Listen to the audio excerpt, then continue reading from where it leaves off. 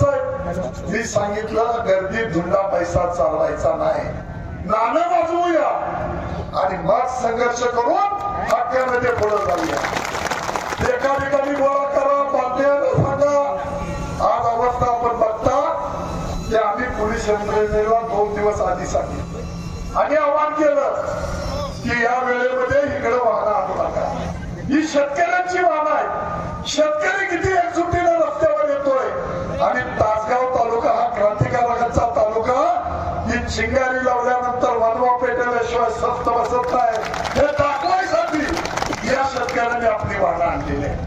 ही प्रवाशांची वाहनं अडवून त्यांची गैरसोय करा आणि आमची प्रसिद्धी करा, यासाठी हा शेतकरी कधीच एवढा निवड शेतकरी या परिसरात नाही. आज आपण तासगाव कोठे मंडळाचं घेतलं. जिल्ह्यामध्ये काम करत असताना तुम्ही मला खासदार म्हणून 2 वेळा काम करण्याची संधी दिली, पण म्हणता आधी पाया बघतो पाहिजे, आधी तालुक्यात काम करू आणि नंतर जिल्हा हे डोळ्यापुढे मानून का. आपल्याला भय भीती धाकदगडशाही काहीही आपल्याला त्या गोष्टीची तमा नाही. माझे हात जोडून राज्याच्या मुख्यमंत्री आणि दोन्ही उपमुख्यमंत्र्यांना विनंती आहे की या मायबाप जनतेसाठी ही संपूर्ण कर्जमाफी जे तुम्ही आश्वासन दिलेलं आहे ते आश्वासन तुम्ही या ठिकाणी लवकर पूर्ण करा.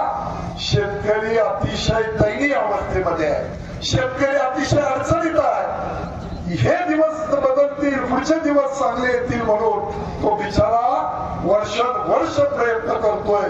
त्याचं सगळं थांबलंय, त्याचं सगळं फुटलंय. तेव्हा अधिक आमची परीक्षा घेऊ नका. मला राजकारणामध्ये कुणाला चिरवायचं आहे त्याच्याशी 2 हात करायला संजय पाटील व्यक्तिगत लढायला तयार आहे. तर त्या शेतकऱ्यांच्या आड येत असाल, शेतकऱ्यांच्या दरम्यान लग्न लावणार असाल तर मी प्रतिकार केल्याशिवाय स्वस्थ बसणार नाही. आणि मी ज्यावेळी मुलाला सांगितलं महिन्यापूर्वी त्यावेळी त्यांनी सांगितलं तुला काय तुझं राजकारण बघायचं असेल तर बघ. त्याने सांगितलं तुमचा मान अपमान सोडून, तुमची अवेळा सोडून, जनतेची अवेळा सोडून आपल्याला राजकारण करायची गरज नाही. काय आपला खासदार झालो म्हणजे काय कावळा शिकले असं नाही. तेवढं डेव्हलप नेतृत्व अजिबात असत नाही. माझी आपल्याला विनंती आहे की काय आज दिवस आहे. मराठ्याच्या विरुद्ध धनगर उठतोय, ओबीसीच्या विरुद्ध आमका उठतोय. सगळ्या जाती धर्मामध्ये विश्वती घेतलेली आहे. काय धोरण आहे, काय प्रकार आहे. तुमचं या मूळ प्रश्नापासून लक्ष बाजूला गेलं पाहिजे. काय भाषण करतोय आम्ही, कुणाला अंगावर सोडतोय, काय पेरतोय ते उगवणार आहे. अरे बाबा रावणाची लंका जळाली, तुम्ही आधी की सारखी पत्ती आहे. सगळ्या देवांना आधी घाणा दिलं, बंदिवासात ठेवलं होतं, त्या रावणाची लंका जळाली. अरे तुम्ही रावणापेक्षा वाईट काम करायला लावू नका, करू नका.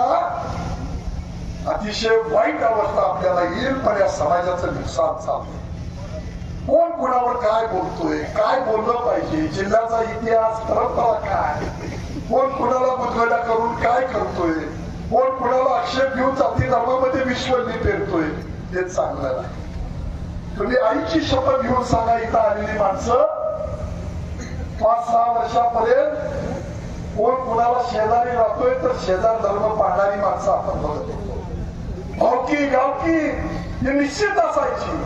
आज काय ते आमच्या जातीचा आहे, ते आमच्या जातीचा आहे, ही जात पुढे येते, ह्याला विरोध करा, मग आपलं राजकारण साधवा.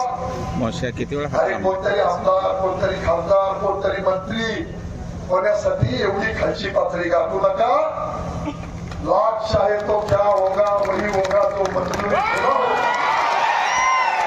काही दिवस चालत नाही. आणि थोडा संयम ठेवला. जाऊ दे, काही गोष्टी सांगितल्या ऐकल्या गेल्या नाही, पण आपण ह्या सगळ्या गोष्टी भान ठेवला पाहिजे. या महाराष्ट्रामध्ये, पुरोगामी महाराष्ट्रामध्ये छत्रपती शिवाजी महाराजांच्या, फुले शाहू आंबेडकरांच्या या महाराष्ट्रामध्ये असं करू नका. राजकारणामध्ये कोण सत्तेवर येईल, कोण जाईल, कोण ताम्रपट घेऊन आलेलं नाही. या तालुक्यामध्ये सुद्धा अनेक दत्ता हिरो तात्या झाले, जी डी बापू झाले, संपत नाना झाले, दिनकराबा झाले, बाबासाहेब तात्या झाले, दिनकराबा झाले, आराराबा झाले, आता रोहित पाटील आहेत. अरे पण सगळी ही सत्ता क्षणाची आहे. आपण लोकांसाठी चांगलं काम करूया.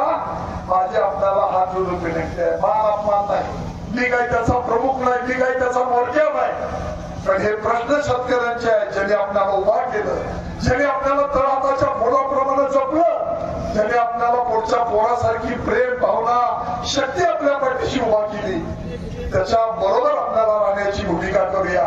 राजकारणामधले दिवस कोणाला कोणाचे किती दिवस आहे हे सांगता येत नाही, पण मी ठरवलंय हा शेतकऱ्याचा झालेला आवाज जो क्षीण आहे, कुणी बोलायला तयार नाही. कोण बोलतोय?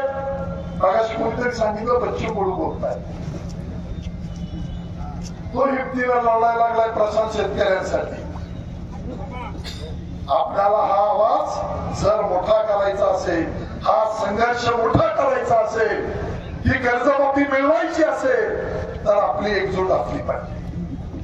तुम्ही समजून घ्या.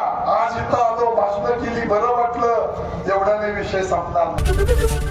एबीपी माझा, उघडा डोळे बघा नीट.